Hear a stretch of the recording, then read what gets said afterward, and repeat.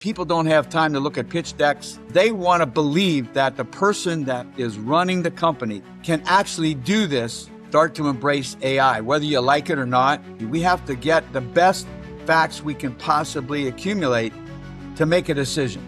Welcome back, everybody, to the Breakout CEO podcast. I'm your host, Jeff Holman, and I'm here today with George Dubec. George, it's really glad to have you on the show. Hey, Jeff, it's great to be here. I'm excited. I know that we talked briefly before, and we're really working on this particular program on helping founders and business owners scale up, expand, get more clients, maybe get investment funding, and become more successful. Exactly. Yeah, this is a part of our monthly series. This month's topic is funding growth, and you've said it pretty succinctly, so I won't repeat it there. But now you're part of you've done quite a bit of stuff. I'm going to mention just a few things for our audience, but feel free to fill in the gaps, and I'll probably leave some big gaps there. So fill in whatever you like. But you're part of the advisory board for America's Real Deal, a TV show that helps people go on and raise funding. So I'm sure we'll talk about that a little bit. And then you also refer to yourself as the ultimate networker. You've authored 6 books. And you're just going strong. So did I leave out any of the more important stuff? No, that's pretty much it. Like I said, I've used all my years of experience to write the books and teach people, coach people. I teach people, coach people. I do speaking engagements. I do podcast interviews. Pretty much about 3 aspects of networking. Number 1 is business networking. Mm-hmm. Number 2 is social networking. And number 3 is family networking. There's 3 distinct areas that people can really be more effective in, and most people are not. Most people don't regard networking as a skill, and it is a very important skill. Well, you've got me curious. I know we want to talk about funding, but and networking is probably part of your funding talking points. But what's the difference between family networking and social networking and business networking? Well, of course, business networking is my mantra is you can get anything you want by networking. You can get employees, you can get customers, you can get funding, you can get a job, you can get advice, you can get resources. And then going into the social networking, you can get a date and you can even get a mate by networking. So okay. That's how we kind of lead in from business to social. And then the third one, the family networking, Jeff, is the fact that in today's world, see, I grew up in a world where within 5 or 10 mile radius, you had family members, lots of them, aunts, uncles, cousins, grandparents, nieces, nephews. Well, I live in Florida now. Most of my family scattered all over the country, Indianapolis, Ohio. So what you really have to do in today's world is you have to develop strategies to maintain the family unit and keep on communicating. And I know texting is people text and stuff like that. Like we have group text with our family. In fact, Sunday night, we just did a family Zoom call at 8:00 on Sunday night. The family that's all over the country, we all get together on a Zoom call for 45 minutes and just update everybody. So that's maintaining the connections with your family and also learning how to get support from your family. That's one of the things people lack. They're afraid to ask their own family members for help. Interesting. Very interesting. That's so that makes sense. I'm glad you explained that. I think a lot of times we think about networking and it's expanding the people I know, whereas family networking is really about nurturing with the people you know, it sounds like. So yeah. In fact, have you ever done any multi-level marketing, Jeff? Boy, not on purpose and not that I know of. Okay. Well, multi-level marketing, one of the rules of thumb is they tell you, don't go to your family. When you're selling these pills, potions, lotions, don't go to your family to ask them to buy these products because they're going to tell you it's a scam. You're going to waste your time. The products are too expensive and they won't be willing to help you. They'll go to the store and buy junk versus buying products off of you. And that's really sad. Well, I will say I'm from Utah. Utah, I believe, is one of the capitals, perhaps, of multi-level marketing and door-to-door sales or direct-to-consumer sales. And also, as I understand it, fortunately, I haven't had to be involved in it too much, but as I understand it, we're maybe one of the largest localities of what they refer to as affinity fraud, or being duped by the people that you know. So those might go hand in hand, they might not, but yeah. So well, interesting topic there. I want to switch over to America's what was it? America's Real Deal. Is this a new show? Like, I haven't heard of this other than from you. You said you're in Utah. We actually are filming in Park City, Utah. Oh, really? We're Okay, we're fantastic. going to be doing season 2.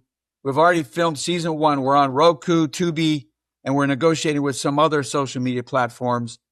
And we're also working with Broadcast TV to license one of the major networks. And we're also working with other countries like Saudi Arabia, Dubai, Germany, England, Mexico, to take our platform and do a similar version in these other countries. Oh, that's fantastic. How does that play into, CEOs that might be listening to this podcast saying to themselves, I'm growing a business, I'm managing every aspect of the business as I grow, or I'm building my team, or I'm, just everything that goes into, 0 to 1 or 1 to scaling, right?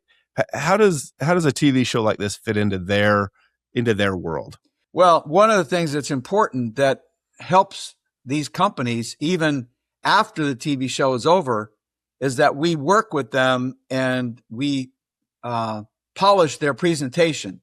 Because when they're going to be presenting, not only to the investors on the show, a la sharks, like Shark Tank, but the viewing audience, Jeff, can also participate through a crowdfunding platform.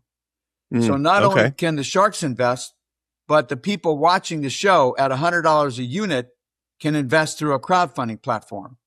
So in other words, when these companies are presenting, they have to really have their I's dotted, their T's crossed. They have to have a really good presentation to attract investors, both the sharks. We also have a studio audience of accredited investors, and then we have the viewing audience. So it's a pretty powerful presentation you have to have. So you guys are bringing people in, people apply to I'm sure, to be on the show, and you vet them, and then you probably help walk them through, hey, here's the format, but come in, you need to be prepared to pitch this. Maybe you guys help them, finalize their pitch. Do a lot of people that apply to the show need polishing on their pitch, or do they come in pretty polished? What is it you guys see? And do you help with that directly, or is it other people on the staff? Well, no, not me personally. We have a team of people that do that. Okay. I'm basically just the person that brings the companies to the fold, so to speak. And then our team takes over. We get them. First of all, we vet them out, make sure they qualify. Then second, they go in front of our investor panel before they go on the TV show. We have investors that actually evaluate, kind of like judge how their presentations are. Okay. And then we already script the investors in advance. We already find investors that want to invest in the company, and then we put them on TV to come together. Oh, okay. So you're essentially doing a screening panel Right. with people, and then what is the format of a TV show? You got me really curious, because I've watched Shark Tank. I'm sure all of us have watched tons and tons of Shark Tank. We're enamored with the idea of going and meeting celebrities who want to put money into our company and, blow it up into something that we could never do by ourselves. Is it the same format for your TV show, or? If you watch Shark Tank, it's pretty much the same, except the fact that, like I said, the viewing audience can actually invest in the companies. And they also have a QR code where the viewing audience can buy the products and services of the companies right on the QR code, kind of like a hybrid home shopping. Yeah. You got Shark Tank, QVC or HSN or whatever those stations are, and crowdfunding all going on at once. Right. Yeah. It's like I said, it's a really exciting show. So if you get a chance, anybody out there watching, just go to americasrealdeal.com and click on the Roku. There's a little button or image. You click it on, and you don't even have to download Roku. It'll just take you right to Roku, and you can watch. Okay. We did season number 1. We did 6 shows, Jeff. Yeah. We had 18 companies, and we had about 30 investors that were on the first season. Now we're going to shoot season 2 coming up in a couple months in Park City, Utah. So any of the viewing audience of your podcast, if you think you qualify, if you have at least $1 million in gross sales within the last year, and you're looking for additional funding, and you would want the kind of exposure you're going to get on television, contact me at theultimatenetworker.com. That's my website. You can go on there and just fill out a form and request that you'd like to be considered to be on the show. Okay. Very interesting. I might have to see if I can sneak in the back door and watch an episode while you're recording up there. Well, I'll tell you, we'll talk after the show. I'll tell you who to contact. And how far is Park City, Utah from where you're at? Oh, it's 45 minutes away. There you go. So, well, we can arrange that. We'll work it out so you could participate somehow. Sounds fantastic. Well, so tell me about what are some of the successes that you guys saw from season 1? Most of the companies that come on there, we also try to have products that are, I guess you would call have curb appeal. Like when you're getting ready to have a house for sale, it's got like a QVC type product. Like a lot of products that are high tech, software, crypto products. The viewing audience kind of doesn't really get it. We like to have more like home shopping type products. So consumer goods or something like that. Well, right now in the marketplace, there's a ton of these new beverages. There's a million new drinks, right? From liquid death to all kinds of crazy you name products. it. All sorts of sodas and prebiotics and probiotics and all the energy alcohol. drinks. Now they have all these flavored alcohols, flavored vodka, flavored rum. I think non-alcoholic drinks are making a stand right now too in the market. Well, yeah. I mean, I don't understand it. I drink water. I don't know about you. I just drink water. I go in these convenience stores and I see a whole wall of these cans of stuff. I don't know who drinks all that.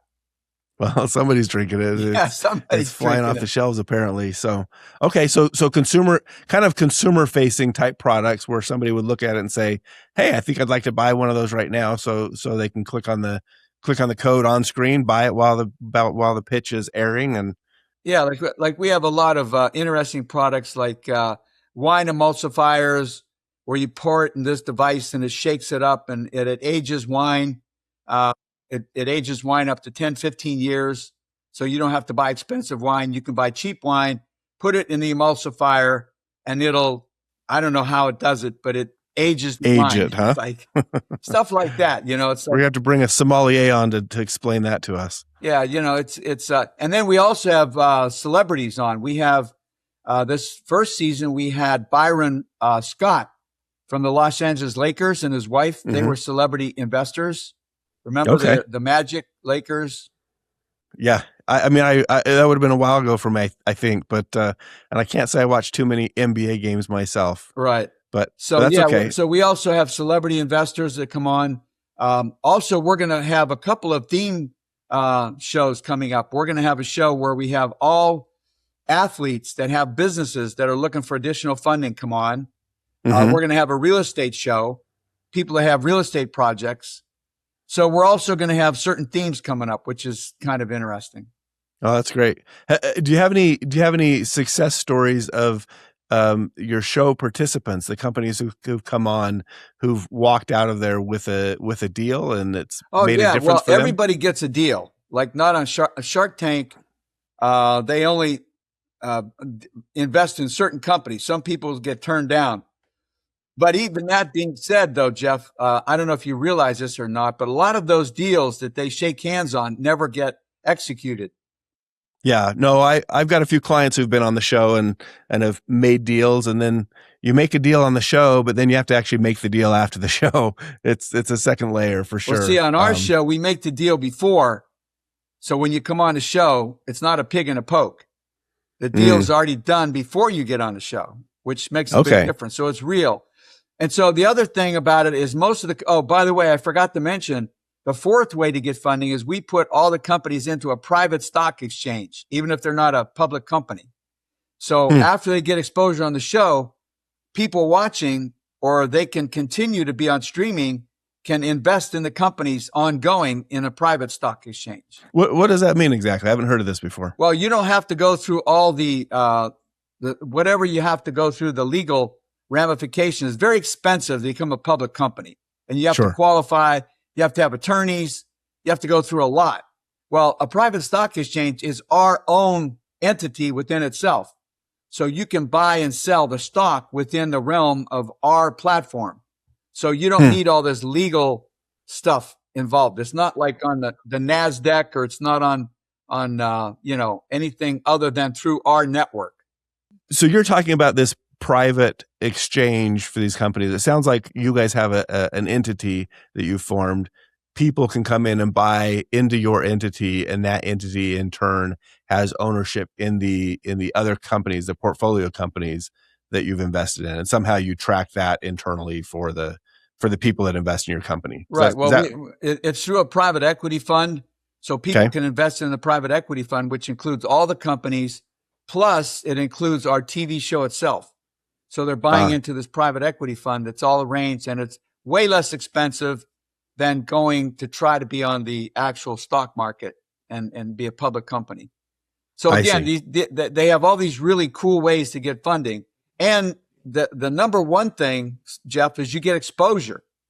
Yeah. Because this is on streaming, so people can watch it. Even it's like when you're on broadcast TV, you can only watch it on broadcast TV. When the show's over, it's over. We're streaming continuously. Now, I know the Shark Tank is on YouTube, and also we're on YouTube too, but the show can be watched over and over again. And so that's another benefit. Okay.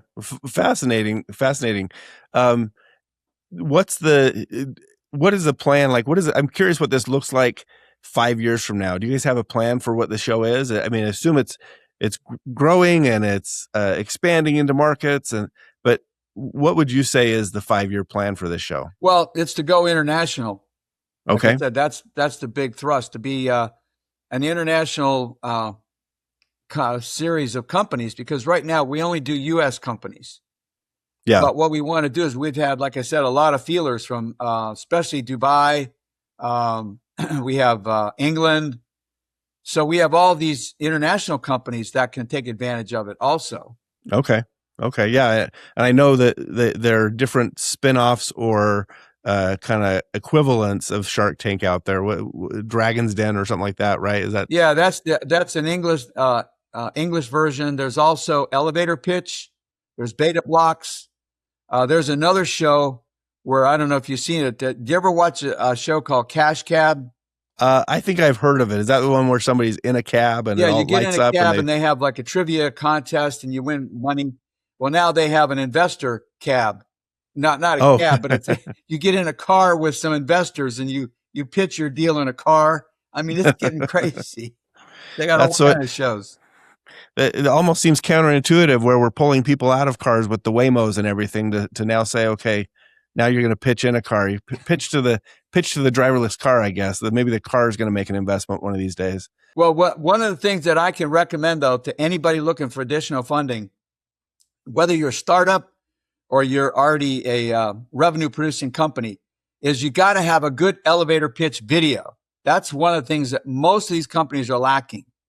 That's not necessarily for our TV show, because we're already on TV. You're presenting on television, but I'm talking about presenting outside to investors. Right now, today, people don't have time to look at pitch decks, even one-pagers. People don't even have time to read one page. But if you have a little 2 to 5 minute video with you and your other principals in your company, talking about your company, showing who you are, making people believe that you can do it, that they like you, they like what they see, and you present your product and service, and you present a real quick summary of where you're headed with your product and service. Right now, today, I'd say that's the most powerful thing to present to people, to send to people as bait to get them interested in going further, to look at your pitch deck, to read your one-pager, to look at your business projections. Do you think that's true mostly because you're in the TV industry with this show, or do you think that's true more broadly? No, I do a lot of startup funding, actual live events down here in South Florida.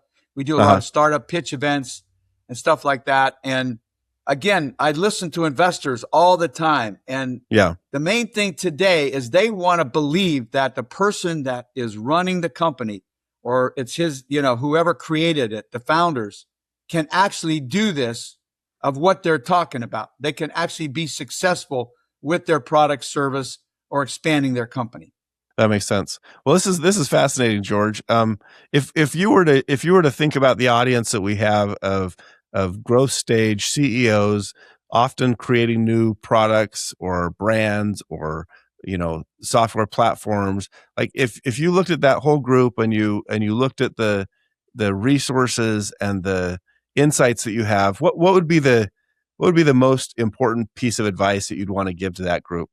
Well, right now, today, as you know, Jeff, we're headed into the AI world. What every CEO has to do today is start to embrace AI, whether you like it or not. Get some credible people together and start using them for your social media marketing. Even you can make some awesome pitch videos using AI. Also, a lot of CEOs are eliminating a lot of their staff, their administrative officers, by using AI agents, which you're probably aware of that too. So, in fact, I'm in the process of writing my next book, How to Thrive and Survive in the New High-Tech AI World, which is how are we going to use that now and interface with it to be successful as a CEO and a business owner. Yeah, no, I've talked to a lot of people about the AI movement, and a lot. It's interesting because I've expected more people to say, "Hey, trim your staff, cut your costs," and what I think people are ending up doing is adding AI capabilities to increase their productivity. I'm sure there's some staff cutting out there, but there's a lot of productivity enhancements, and it's almost forcing people into this realm of, am I running too fast? Like I have to run as fast as I can with all of these AI agents and all of the tools available. But it seems like people are running maybe faster than they know how to control it. And I say that when I say that, it brings to mind a time I ran my fastest mile. I was on a long run. I'd been doing some distance running, and I was coming down a canyon nearby. It's paved for the last mile, and I had my fastest mile ever. I don't remember. It was around 5 minute mile, right? But I was going so fast. I thought, if I lose control right here, I am going to be toast, right? Like I'm going to have to go get reconstructive surgery on my face or something, because I just, I felt in control, or I wouldn't have done it, but I felt like it was kind of the edge of my control. And anyway, that picture comes to mind when I think of AI and where we're headed, because I think that we're all pushing the boundaries, and it's going to be really interesting to see where that lands. So, well, one of the reasons I'm writing the book is because, listen, I'm going to be 80 years old next year.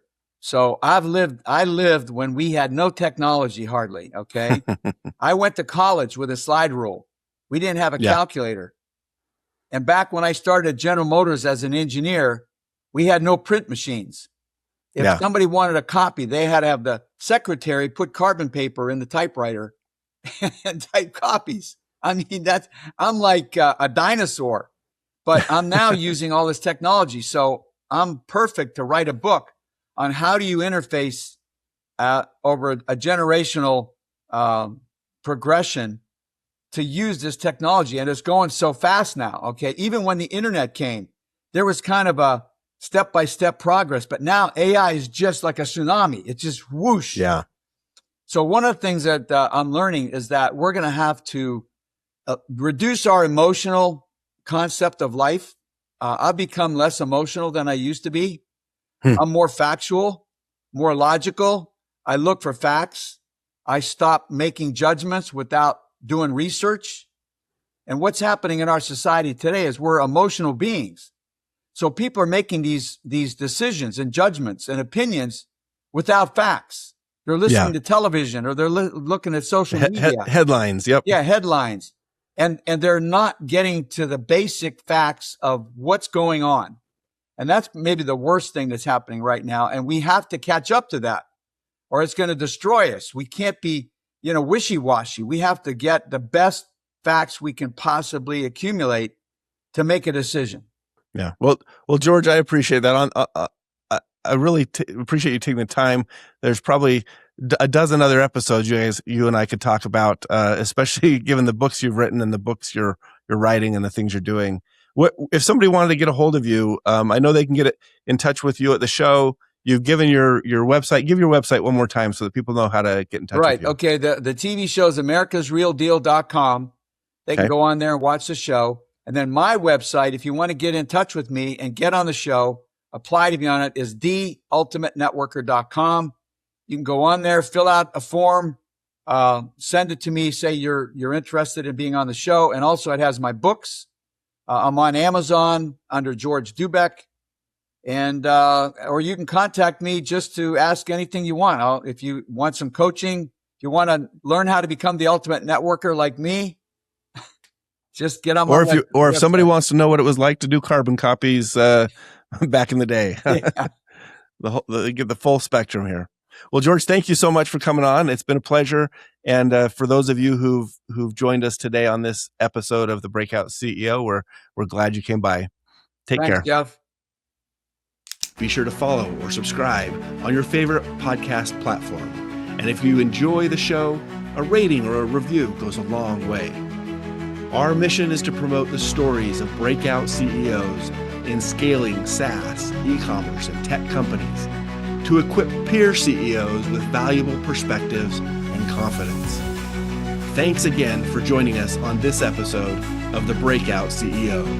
I'm Jeff Holman, and I'll see you next time.